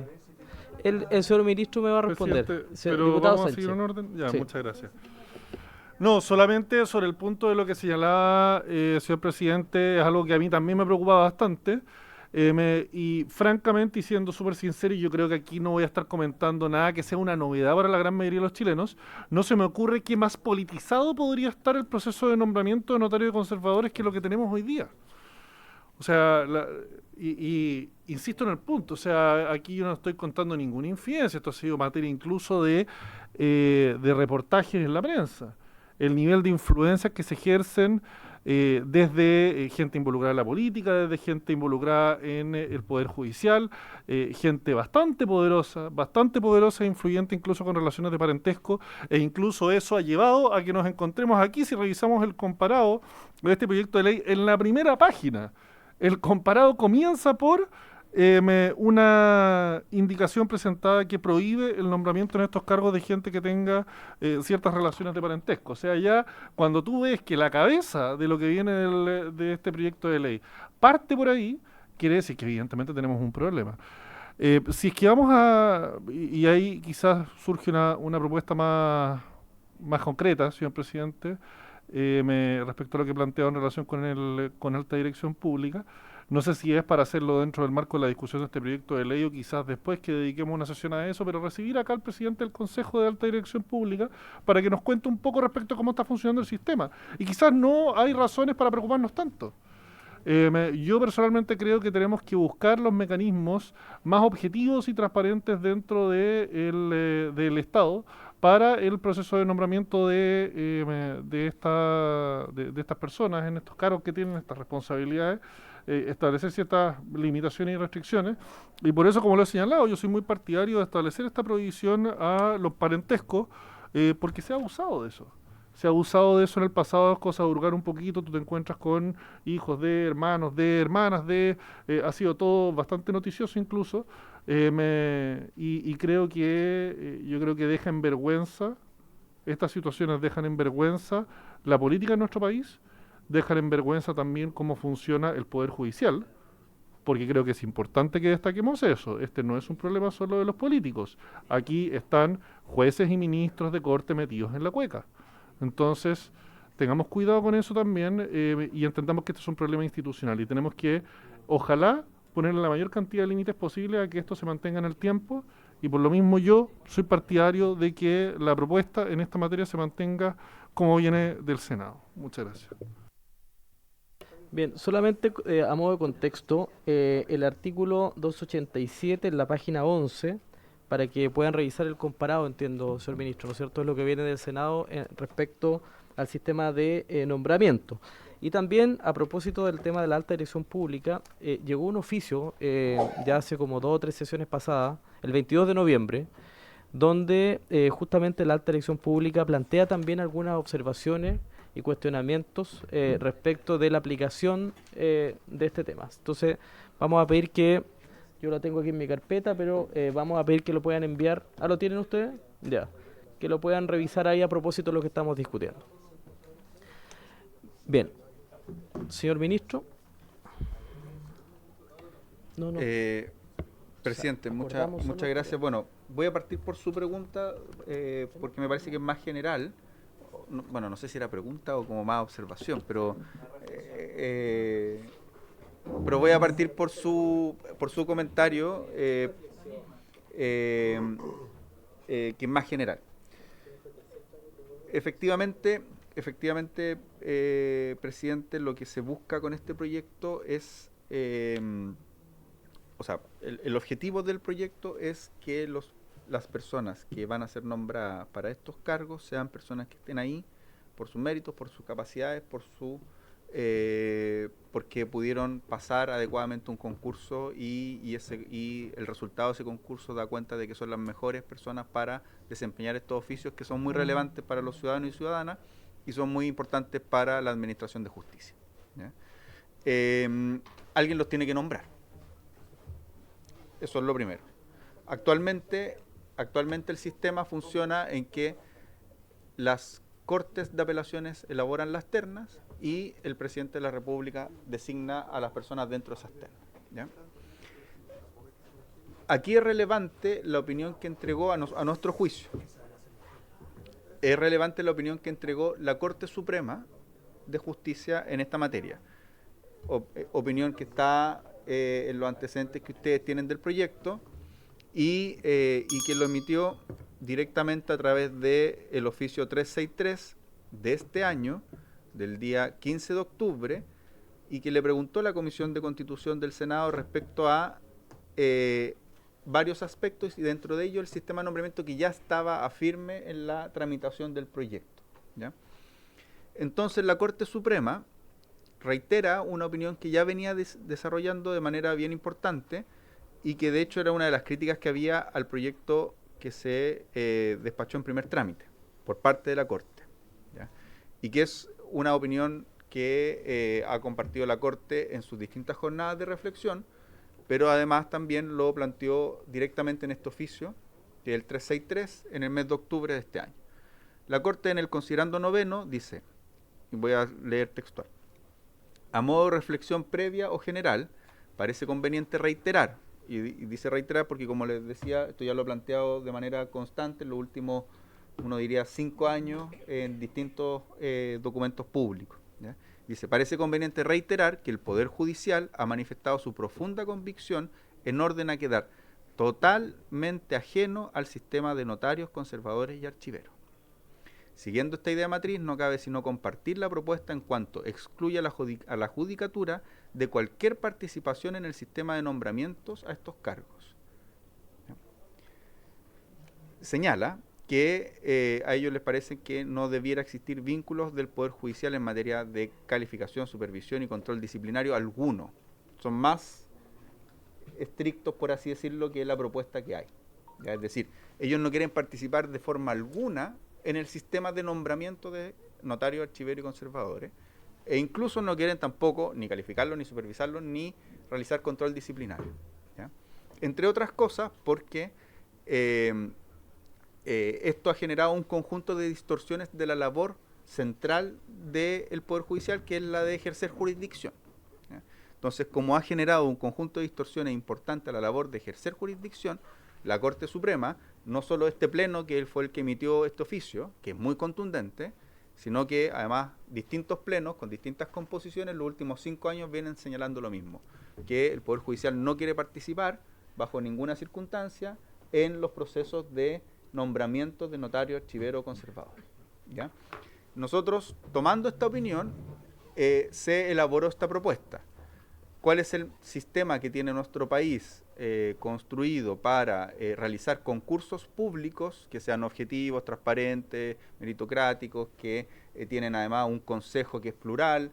Efectivamente hay un presidente que lo designa presidente de ese consejo, presidente, no tengo bien claro cuál es el nombre concreto de la persona que dirige el servicio civil, pero hay un consejo detrás que ha sido, que es, como le digo, plural en términos de su composición, y que realiza los concursos públicos, pero además el presidente y los integrantes de ese consejo entran cuando el concurso público ya se ha realizado en toda su etapa de desarrollo, ¿ya? Y ese sistema es un sistema que creó nuestro país, que es el sistema de alta dirección pública, ¿ya? En general, el sistema de alta dirección pública lo que hace es realizar el concurso, y después de que ese concurso pasa a distintas capas, llega a una terna final, y esa terna se le entrega a el organismo público que tiene que designar. No hay un concurso en lo cual ellos directamente, entiendo, designen a nadie, ¿ya? Sino que realizan el concurso y funcionan como un filtro competente para que las personas que van a ser parte de la dirección pública, en todos aquellos aspectos en los cuales se ha considerado que esas personas no tienen que ser nombradas directamente por la autoridad, sino que tienen que ser designadas previo a un concurso, ¿ya? Esto lo hace el Consejo de Alta Dirección Pública. Entonces, sobre esa base se construyó esta propuesta, partiendo primero como centro en la lógica de que el Poder Judicial quedara ajeno, no solo porque ellos lo plantean, sino porque hay elementos importantes que dan cuenta de que esto distorsiona la labor de jurisdicción, que es la principal que tiene que desarrollar el Poder Judicial. ¿Y cuál sería la fórmula? ¿Por qué no un consejo de nombramiento? Porque en el consejo de nombramientos que se había propuesto participaba el Poder Judicial. Y lo que y lo que dice el propio Poder Judicial es que ellos consideran que eso distorsiona su función, ¿ya? Y lo dice el Pleno de la Corte Suprema. Entonces, sobre la base de eso, se deja al sistema de alta dirección pública y se mantiene en la lógica presidencial del nombramiento por parte del Ejecutivo de estas notarios, archiveros y conservadores. Eso tiene riesgos de politización. Nosotros consideramos que disminuye de una manera muy significativa el sistema, o mejor dicho, la discrecionalidad que hay actualmente para el nombramiento. ¿Y quién hace las bases y los perfiles? Tal y como lo planteamos recién, la Corte de Apelaciones notifica al Ministerio de Justicia respecto a las vacancias. Esas vacancias, en razón de los distintos tipos de notarías que existan, se le entrega un perfil general al sistema de alta dirección pública, que es lo que se hace en general para este tipo de procesos que realiza la alta dirección pública. Es más o menos la forma general con la que funciona, es decir, el organismo que tiene la vacancia respectiva le entrega el perfil general. Con ese perfil general, el sistema de alta dirección pública construye las bases del concurso. ¿Ya? Y una vez que se construyen las bases del concurso, se desarrolla el concurso con pruebas de distinto tipo. ¿Ya? Y por eso es tan relevante además que las pruebas van a considerar tanto temas de conocimiento jurídico como de administración, como de capacidades psicolaborales. ¿Ya? Y con eso uno disminuye de una manera muy considerable la discrecionalidad que hay actualmente. Actualmente los concursos no tienen estos criterios, son más bien criterios o la forma en que desarrollan los concursos las Cortes son bien disímiles a lo largo del país, pero además uno no tiene antecedentes de que estas personas tengan efectivamente o los conocimientos jurídicos o tengan las capacidades de administración o tengan pruebas en materia psicolaboral. ¿Ya? Dicho eso, por eso se opta por este modelo. ¿Ya?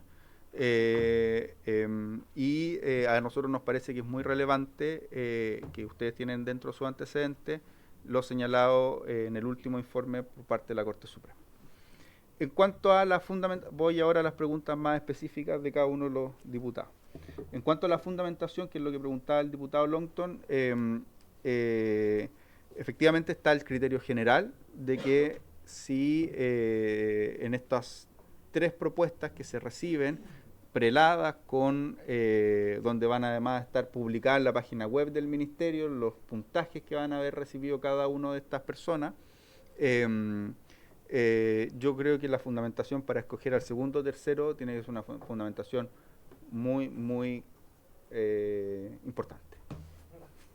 Porque va a ser muy complejo para alguien decir que un poco lo que pasa actualmente con el sistema de compras públicas. En el sistema de compras públicas, cuando uno recibe las propuestas, no sé, diría que en la generalidad de los casos, uno va al que obtuvo el mejor puntaje. Porque fundamentar que va a escoger a alguien que tiene un puntaje inferior, es decir, que la propuesta técnica es, hay un oferente que tiene una propuesta técnica que es mejor, que luego tiene una propuesta económica que es mejor, y uno dice, bueno, voy a escoger al segundo, que su propuesta técnica no era la mejor y su propuesta económica no era la mejor, eso es muy excepcional. Y por eso es tan relevante que uno tenga esto y sea público, porque eso reduce la excepcionalidad de este tipo de materia. Y tendría que ser un esfuerzo de argumentación para decir, sabe que escogí al segundo o al tercero y las razones va a tener que expresarlas. Y todo esto además se puede recurrir. Entonces, eso a nosotros nos parece muy sustantivo. Actualmente uno recibe una lista y en esa lista no hay puntaje, no hay orden y puede escoger cualquiera de esa lista. Y la verdad, la fundamentación es una fundamentación muy general. Entonces, a mí que me toca nombrar notario archivero conservador, yo prefiero 1000 veces un modelo que me diga, que me disminuya completamente la discrecionalidad y que diga, sabe que este es el que usted tiene que escoger, básicamente. Y las razones para nombrar el segundo o el tercero sean muy, muy fundadas para estar nombrando a alguien que está en segundo o tercer lugar. Van a ver que hacer razones muy excepcionales. ¿Cómo? Es que ahí ya no hay nombramiento por parte del Ejecutivo. Ahí ya es, el concurso lo hace, tiene implicancias directas. Y eso es modificar en parte, o sea, innovar completamente en el sistema de alta dirección pública que no hace eso. El sistema de alta dirección pública lo que hace es entregarle a la autoridad que tiene que llenar ese cupo un concurso objetivo de cómo están los postulantes para desempeñar ese oficio. Sí, disculpe una breve reflexión. Lo que pasa es que, claro, yo le mencionaba recién respecto de mi preocupación por la politización del sistema. el director de la alta dirección pública la nombra el presidente de la República, respectivo. Estoy sacando incluso a este gobierno porque esto va a ser decisión seguramente en la implementación del futuro gobierno. El director lo nombra el presidente de la República. Las bases y los perfiles lo hace el Ministerio de Justicia de ese gobierno. El proceso de selección lo hace la alta dirección pública, pero decide el Ejecutivo. Es decir, todo queda radicado en el gobierno de turno, en definitiva. No estoy desconfiando de la alta dirección pública, solamente estoy diciendo que el control es 100% político del gobierno de turno, o de alguna manera el marco de nombramiento. Es una opinión, solamente a propósito de lo que usted señala, porque cuando se señala el tema de la alta dirección pública, uno por lógica dice, bueno, ¿por qué no aplicamos entonces la alta dirección pública para el nombramiento de jueces y ministros? Porque aplicaríamos el mismo razonamiento que estamos señalando hoy día para notarios y conservadores, debiéramos entonces aplicarlo también, en este caso, para los jueces y ministros de la Corte, a propósito del conflicto que tenemos y que es un proyecto que estamos discutiendo igual en esta comisión. Perdón, estoy hablando un poquito más, reflexionando más de la cuenta. No lo interrumpo más, señor ministro. Sí, yo creo que no se aplican los mismos sistemas.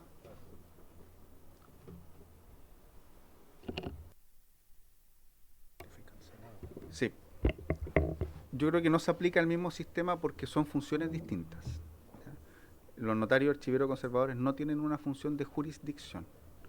Ahí es relevante en la función de jurisdicción el que, y por lo mismo se ha construido, no solo en nuestro país, sino que en términos comparados, que haya una fórmula en la cual participan los distintos poderes del Estado para el nombramiento de jueces.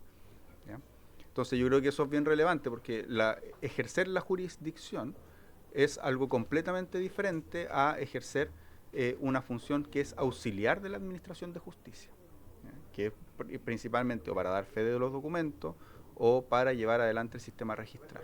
Entonces son cuestiones que son completamente distintas, ¿ya? Y como son completamente distintas, tiene sentido que tengan sistemas de nombramiento diferentes, ¿ya? Y por lo menos en nuestro país mantenemos un sistema de nombramiento que es más o menos el que hay a lo largo de los países que tienen democracias más bien consolidadas, y yo creo que en ese sentido, por eso tampoco en la propuesta no estamos innovando como lo hacen otros países que están pensando en la elección de jueces, que a nosotros, al menos desde el Ejecutivo, nos parece no una muy buena idea, ¿ya? Por distintas razones. Entonces yo creo que eso primero, porque son sistemas diferentes.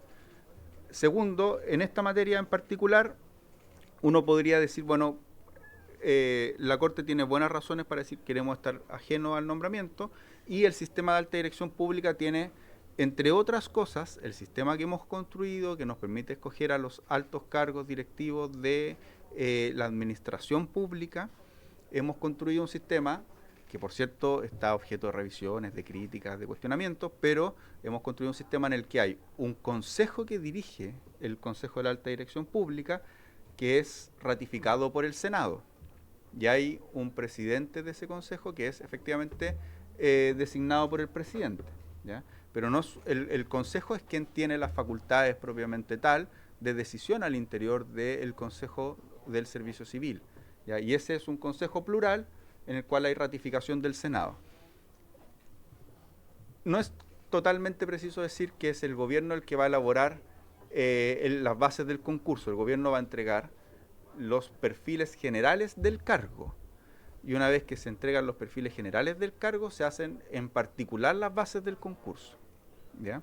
Y eso no es algo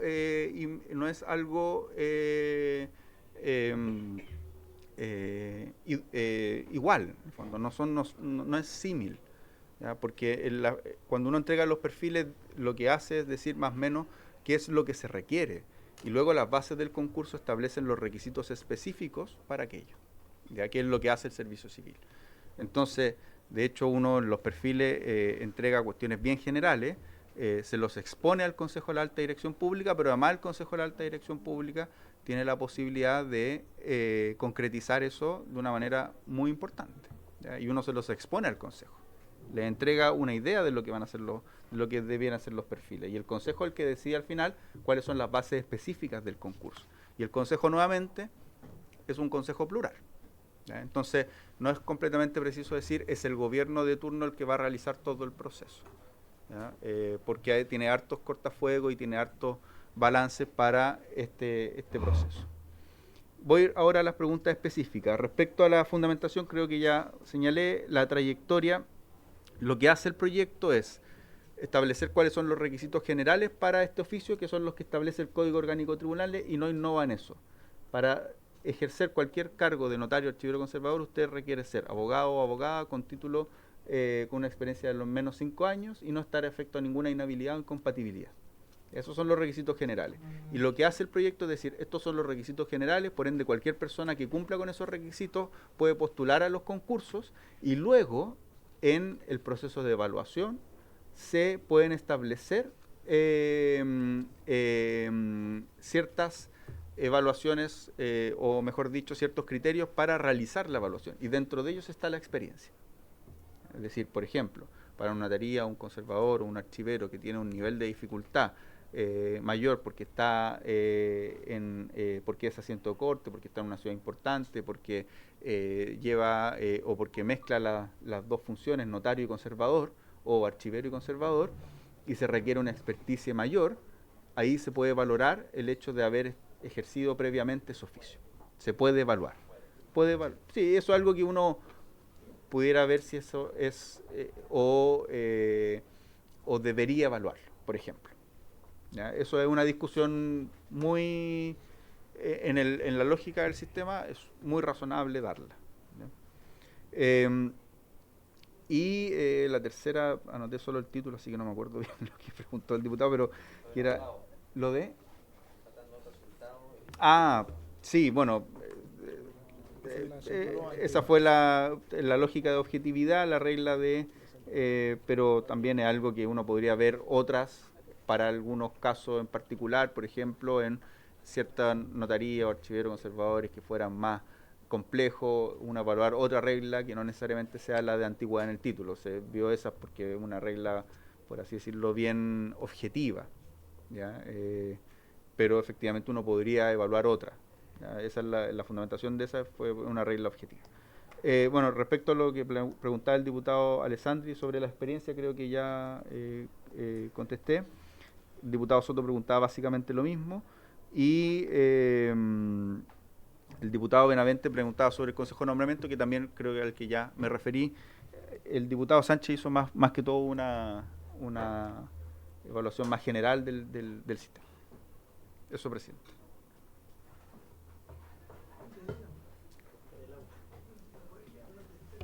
Muchas gracias, señor ministro. Consulta, diputado Longton.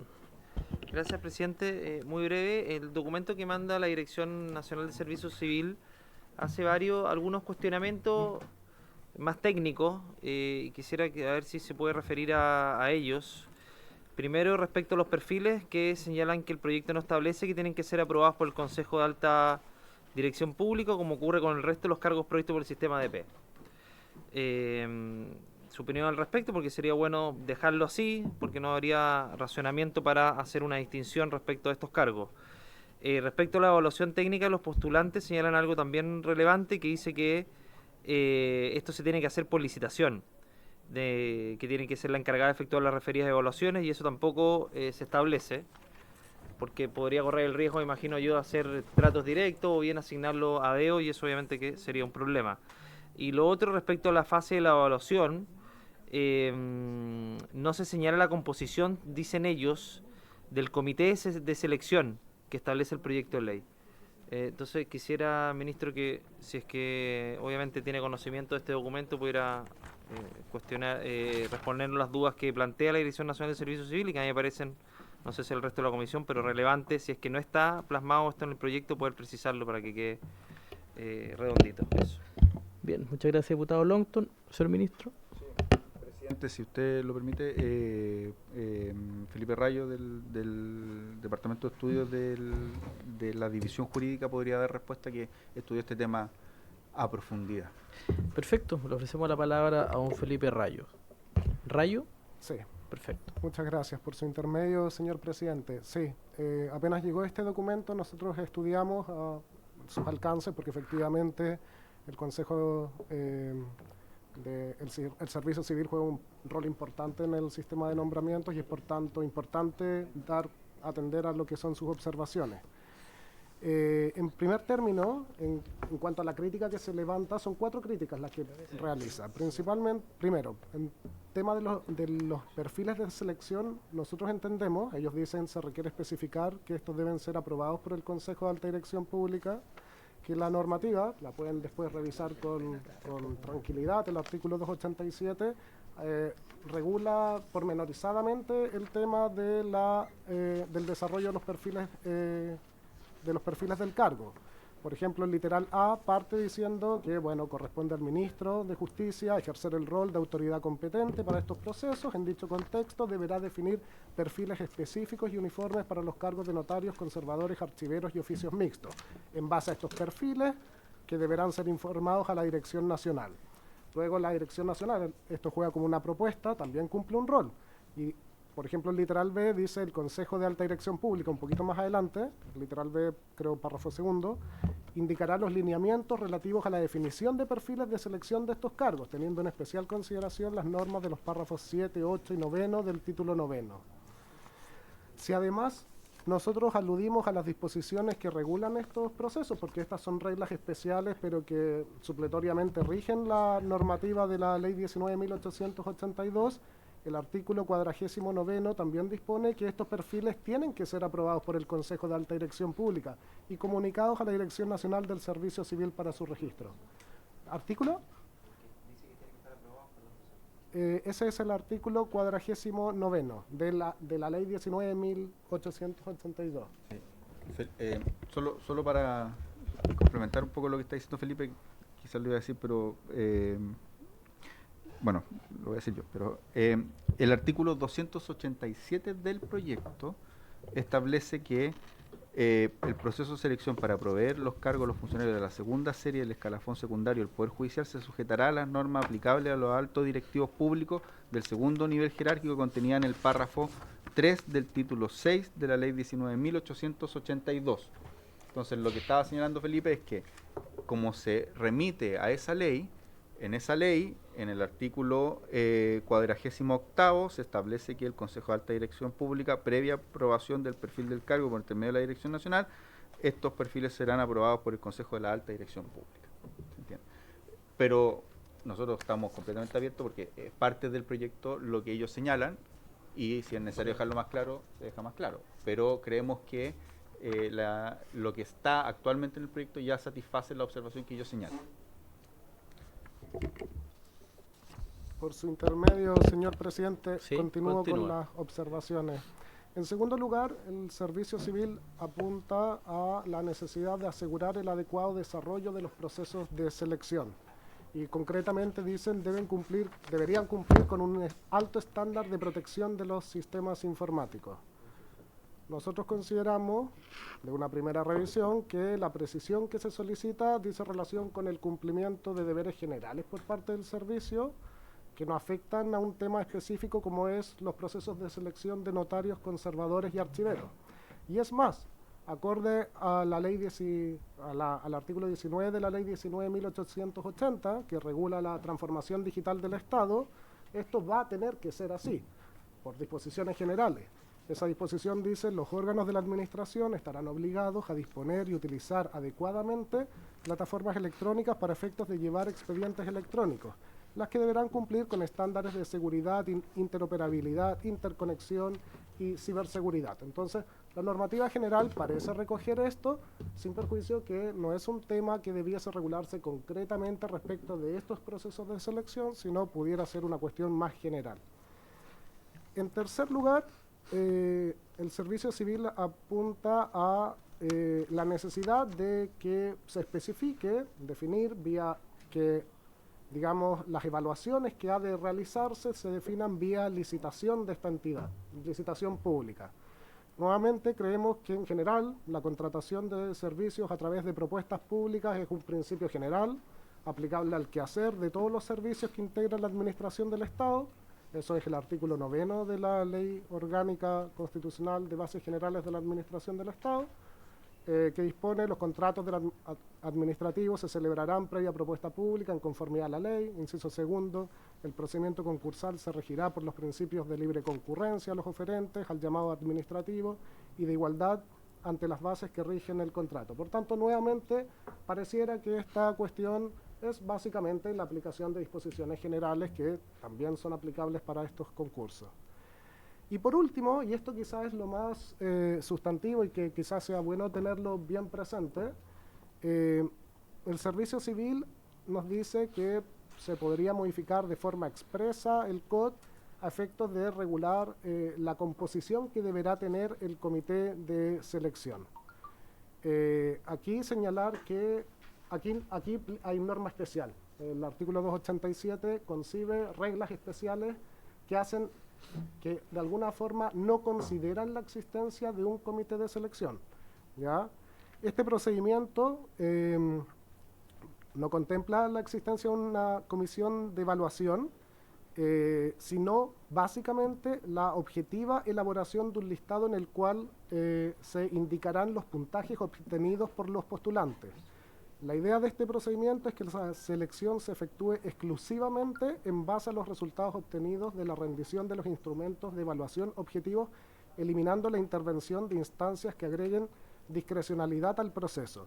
Lo anterior, esto además no fue accidental, esto fue latamente discutido en la comisión respectiva del Senado. La primera propuesta contenía un comité de selección y cómo éste se conformaba, pero entendiendo que esta primera etapa, al menos la discrecionalidad, no debía cumplir ningún rol, esto fue suprimido. Nosotros podemos también traer una minuta que dé cuenta de lo que fue ese debate legislativo para que quede claro cuál fue el objetivo detrás de esta propuesta. Entonces, en resumen, no hay aquí comité de selección, porque aquí lo que debe hacer el Servicio Civil es reportar los 3 puntajes que, de acuerdo a este proceso meritorio, fueron los mejor evaluados.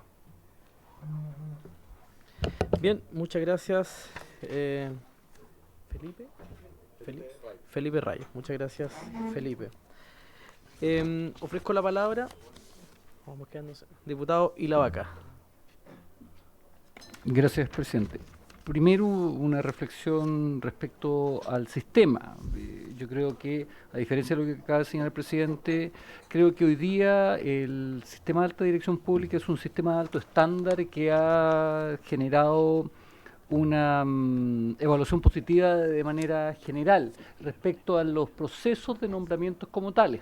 Tengo mi cuestionamiento cómo funciona, sobre todo en los procesos de cambio de gobierno, porque ahí se va a la espalda el sistema de alta dirección pública y depende de la confianza, y cada gobierno utiliza las facultades que la ley le entrega para cortar todo. Entonces, cuestión que hace ineficiente también el sistema, porque cuando está terminando el gobierno casi nadie quiere postular o nadie quiere aceptar nombramiento, porque le va a durar, si nombran hoy día, le dura 1 año el nombramiento. Pero eso dice relación con otro tema. Pero en general el estándar que establece la alta dirección es bastante alto, por lo tanto yo en lo particular termino conforme con esa explicación. No termino conforme con la explicación que nos entrega el ministro, y quiero saber cuál de las dos posturas es la verdadera. Porque el ministro aquí nos plantea que respecto al proceso de carrera funcionaria, que ya lo han explicado, lo planteé la sesión pasada yo, usted nos dice, ¿sabe qué?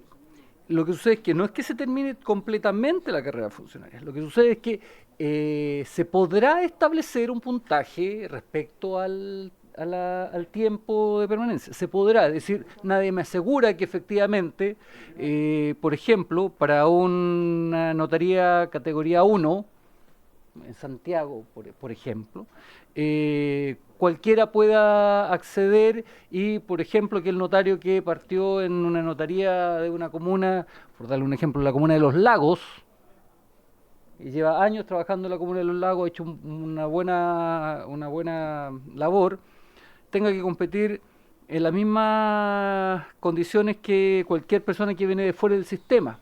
De allí podría llegar a ser injusto. Pero, por lo tanto, el tema del podrá me provoca ruido. Pero eso no se condice con la respuesta que el señor ministro nos entregó en este documento, que nos hicieron entrega en un comienzo. Porque el señor ministro, en este documento por escrito, nos dice, ¿sabe qué? Que la propuesta aprobada en segundo trámite, por el contrario, porque nosotros establecimos una norma respecto a este tema, y él nos dice, la propuesta aprobada en el segundo trámite, por el contrario, considera que el mecanismo adecuado para evaluar a todos los postulantes en forma igualitaria debe ser por medio de los instrumentos técnicos de evaluación. Igualitaria. Por último, en atención a que tanto la Fiscalía Nacional Económica como el Poder Judicial, entre otros actores, han relevado el carácter empresarial que en nuestro país tienen los registros notariales, conservatorios y archivísticos, se estimó anómalo mantener en su respecto una lógica de carrera funcionaria que no guarda relación con la actividad económica que estos prestadores de servicios desarrollan en la práctica. Por lo tanto, mi pregunta es, ¿cuál de las afirmaciones que nos ha hecho el ministro es la que uno debería tomar cuando va a votar este tema? ¿Es que no se van a tomar en cuenta porque en definitiva es una actividad económica y debería existir igualdad en las condiciones para el desarrollo del proceso, o bien es que no, que efectivamente existe una mirada por parte del Ejecutivo que va a darle la posibilidad para que efectivamente exista esta evaluación que podrá ser considerada en el momento de definir? Entonces yo quiero saber, por su intermedio, señor presidente, ¿cuál es la posición del Ejecutivo? En lo particular, yo creo que más que podrá, debería ser un antecedente que influya efectivamente en la calificación de aquellas personas que postulan. Eso, presidente, gracias. Gracias, diputado Ilavaca. Señor ministro. Bueno, primero que todo, no hay una contradicción en lo que hemos señalado, ¿ya? Lo que nosotros hemos planteado es... Bueno, primero, más que lo que incluso nosotros hemos planteado, lo que hemos hecho es señalar cómo está el proyecto que está en tercer trámite, ¿ya?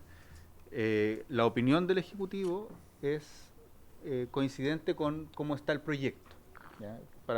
Como para ser bien claro en eso. ¿Qué es lo que plantea la respuesta que hemos dado por escrito? ¿Ya?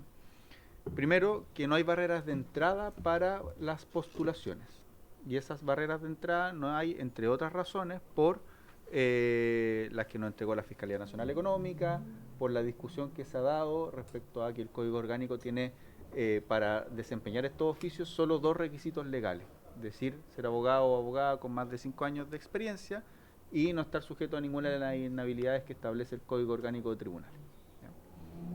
Luego, como opta este proyecto es que eso se mantenga para la postulación. En la evaluación, el objetivo del proyecto es que la evaluación sea una evaluación objetiva y sea una evaluación conforme a las capacidades de esa evaluación objetiva, ¿ya?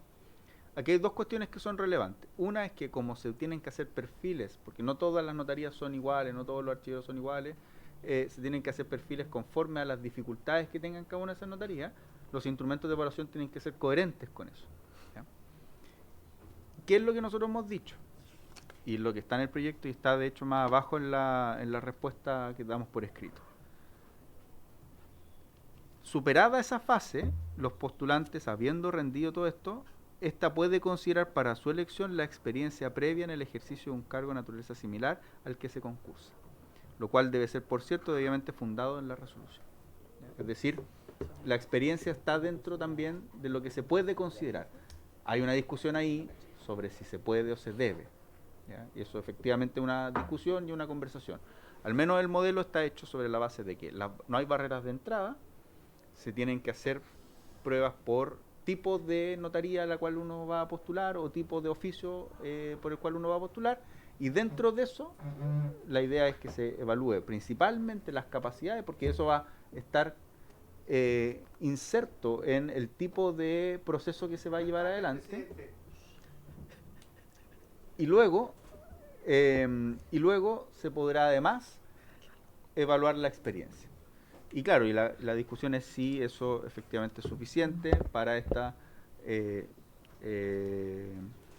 idea de carrera funcionaria, ¿ya? No es estrictamente correcto decir que hay una carrera funcionaria en el caso de los notarios archiveros conservadores, pero se ha entendido esa idea, y es una discusión que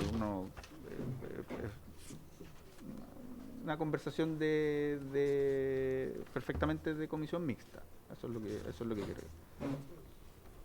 Ya mandó a en esa lógica. Gracias, ministro. Bien. Ya. Perfecto. Sí. Hay buenas razones para que las tenga como para que no las tenga. Si quiere prende su micrófono, ¿o no? No lo puedo decir con micrófono, si no pasa nada. Si hay buenas razones para que esto, probablemente a mi equipo no le va a gustar tanto lo que estoy diciendo, pero hay buenas razones para que uno esto lo discuta más, si fuera necesario, exacto. Ministro, no sé si hay alguna otra consulta de las señoras y señores parlamentarios. Yo solamente como estamos finalizando el tema relacionado con nombramiento, porque ya en la próxima sesión vamos a seguir abordando los siguientes capítulos o los ejes importantes del proyecto. Es conocido que efectivamente todo el mundo notarial y conservadores son mayormente hombres, ¿no es cierto? O sea, en su mayoría, no sé, 70%, 80% es un mundo masculino. Entonces, el gobierno, esto es una pregunta más bien más política, como el gobierno tiene una lógica muy feminista, en fin, no hay ningún elemento que haga le dé un beneficio, una discriminación positiva a las mujeres que participan, que hacen carrera, en fin, o que postulan en este proceso. ¿No se pensó? ¿Sí, señor ministro? Sí, yo creo que es un buen punto.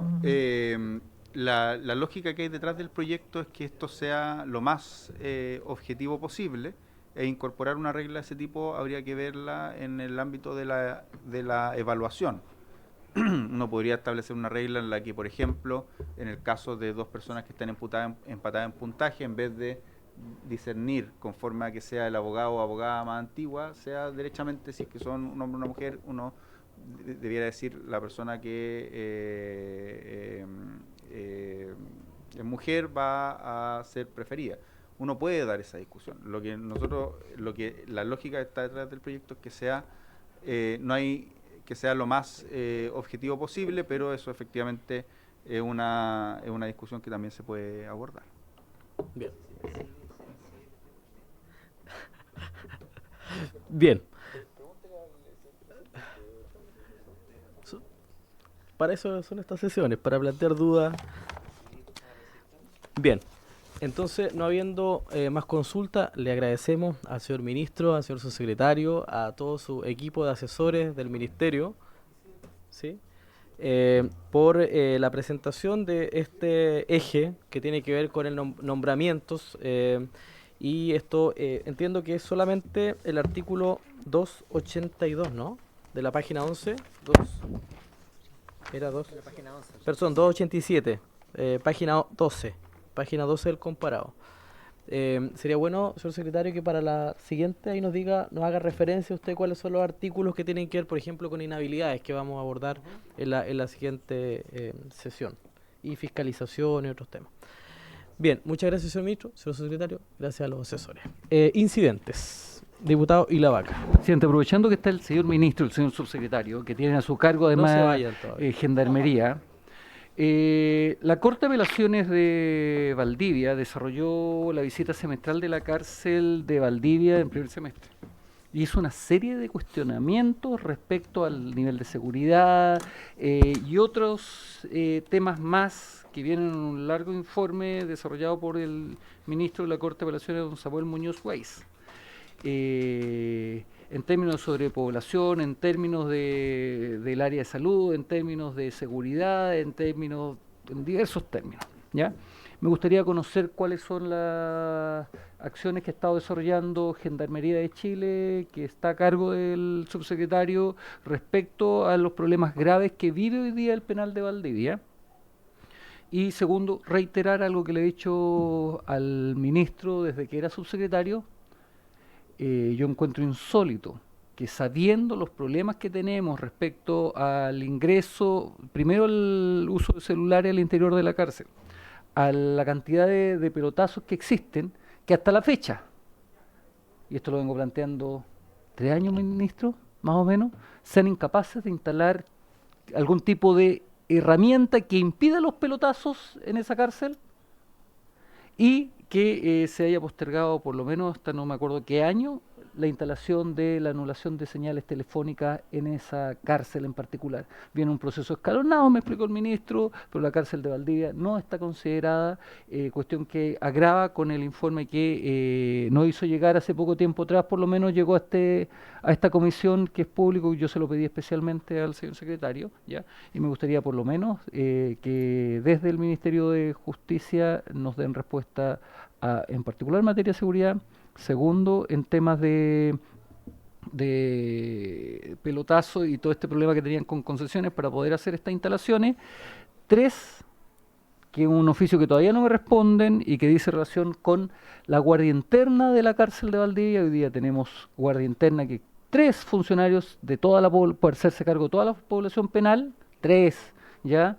Tenemos graves problemas de dotación respecto a guardia interna, que son los que hacen la pega en las cárceles, a contrario del personal administrativo, funcionarios de gendarme uniformados, que están haciendo labores administrativas para las direcciones regionales, ¿ya? Entonces creo que allí, presidente, existe un problema.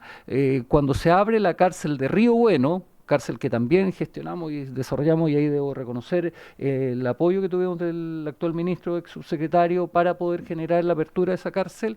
Lo cierto es que tomaron los funcionarios de Río Bueno, se lo llevaron para allá, pero quedó falente la cárcel de Valdivia. Gracias, presidente. Muchas gracias, diputado Ilavaca.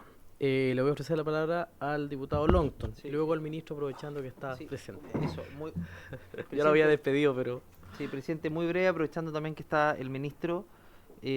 Tuvimos, cuando estaba el ministro, el ahora subsecretario del Interior, señor Luis Cordero, reuniones en el Ministerio de Justicia a propósito del proyecto de ley que iba a eliminar cierta permisología, principalmente medioambiental y otra, para la construcción y ampliación de nuevas cárceles. Y ese compromiso todavía no se cumple de respecto a los plazos que iba a ser posterior a la elección, considerando que habían temas políticos que evidentemente podían producir conflictos. Quisiera saber, muy simple, ministro, ¿cuándo se va a presentar ese proyecto de ley? Porque el ministro, el señor Cordero, en ese momento señaló que al menos la cárcel de Santiago iba a empezar a construirse el primer trimestre del próximo año. Quiero saber si esos plazos se van a poder cumplir y si el proyecto va a entrar en los próximos días para poder sacarlo de manera transversal. Hubo incluso un acuerdo de que íbamos a avanzar rápidamente en ese proyecto, así que creo que es una materia importante, ministro, considerando la crisis que tenemos carcelaria. Gracias. Le damos la bienvenida, ministro. No, nuevamente, ya la había despedido. Pero tenemos 3 minutos todavía. Le aprovecho de dar la palabra a propósito de las consultas que han hecho los honorables diputados Ilavaca y Longton. O si quiere hablar de su secretario. Bueno. Bien, perfecto. Presidente, bien rápido. Yo levanté la mano, pero al final usted no me dio la palabra al comienzo, pero iba a plantear iba a plantear que el día de hoy ingresó el proyecto de Fast Track, ¿ya? Y de hecho se va a dar cuenta, entiendo, extraordinaria ahora. Y lo iba a plantear para que también lo consideráramos, porque efectivamente ojalá lo podamos tramitar lo más rápido posible durante el mes de enero, ojalá, porque tiene impacto directo en los procesos de construcción de cárceles que tenemos en camino. Ya en el fondo, si lo aprobamos, va a tener un impacto directo para la nueva cárcel de Calama y de Copiapó, va a tener un impacto directo en las ampliaciones de las cárceles que estamos en desarrollo también. Entonces sería fundamental que pudiéramos, ojalá, tramitarlo lo más rápido posible. Sí, prioridad a la cárcel de Coyhaique. Señor secretario, perdón, terminó. Sí. Y solo cuestiones muy concretas. Bueno, nosotros, el sistema penitenciario, uno diría, tiene múltiples observaciones permanentemente. Los jueces, o sea, los ministros de la Corte de Apelaciones respectivos, el fiscal judicial, el subsecretario, de hecho, el día estuvo en la mañana con los fiscales judiciales, el Mecanismo para la Prevención contra la Tortura, el Instituto Nacional de Derechos Humanos. Recibimos permanentemente informes de la situación de cada uno de los penales a lo largo del país. Estos informes llegan a Gendarmería elabora una respuesta, se compromete a plazos, se compromete a distintas cosas, y el señor subsecretario firma esas respuestas que se le mandan después a cada uno de los presidentes o a cada una de las cortes respectivas, y ahí va dejándose constancia de cada uno de los temas. Esto es pan de cada día, en el fondo. Permanentemente estamos recibiendo estos informes, se elaboran las respuestas, y hacia al señor subsecretario le parece que esa respuesta no es la más adecuada que está entregando Gendarmería o no está dando respuesta, se le devuelve a Gendarmería para que dé respuesta a cada uno, y esto es desde que faltan frazadas, de que hay pocos colchones, de que hay que mejorar ciertos baños, a cuestiones más estructurales. Entonces, ese oficio, le preguntaba al subsecretario si había llegado, entiendo que debe ser de los que tiene para revisión, que son, como le digo, de todas las cortes del país y de todos estos organismos. Y solo decir, aparte de lo que plantea el subsecretario, la cárcel de Valdivia sí está contemplada para el sistema de inhibición, ¿ya? Ahora, para el sistema de inhibición, es una licitación que está en curso. Esa licitación necesita, además de presupuesto, tiene el presupuesto que se aprobó este año, y se va a implementar durante el próximo año, y vamos a pasar. Yo entiendo, diputado, que esto se requiere de manera muy urgente, pero en este gobierno vamos a pasar de no haber inhibición en ningún establecimiento penal a el 50% de la población penal privada de libertad con inhibición de telefonía celular, ¿ya? Es decir, vamos a pasar de 0 a el 50%, y vamos a dejar para el gobierno que venga casi el 80% de las personas privadas de libertad van a tener inhibición de telefonía celular, ¿ya? Entonces es un salto cualitativo. Uno quisiera andar más rápido, pero esto requiere licitaciones públicas, son licitaciones públicas complejas, no es tan sencillo encontrar los proveedores que se hagan cargo de estas materias, pero además también requiere de mucho presupuesto que hemos ido consiguiendo a lo largo de esta administración para la instalación de la inhibición de la telefonía celular. Muchas gracias, señor ministro, por haberse... ¿me dice que no? No, no. Es que voy a tener que pedir una extensión de 3 minutos para que pueda hablar el señor subsecretario. Ya. Sí, simplemente reiterar, por su intervención, señor presidente, que con celeridad pediré los antecedentes para ver qué ha ocurrido con esa respuesta. Lo analizaremos en su mérito. Como bien dice el señor ministro, para nosotros el tema de darle continuidad al trabajo que se está haciendo en términos de ampliación, de construcción, de diseño. Recordar que al término de este gobierno vamos a tener cerca de 15.000 plazas adicionales, lo que, como el ministro recuerda, es un esfuerzo enorme y que es significativamente similar, por ejemplo, al esfuerzo que está haciendo Inglaterra con sus cárceles.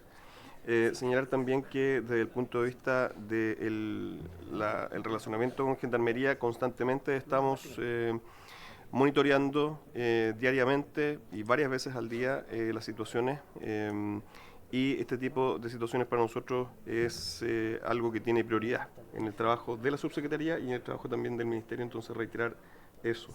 Y lo otro, bueno, también el compromiso que adoptó el ministro de seguir trabajando en esta comisión para que, por su señor presidente, no ocurra lo que ocurrió la otra oportunidad. Siempre va a haber alguien del ministerio, ya sea el ministro o el subsecretario, para ver todos los temas que esta comisión está tramitando.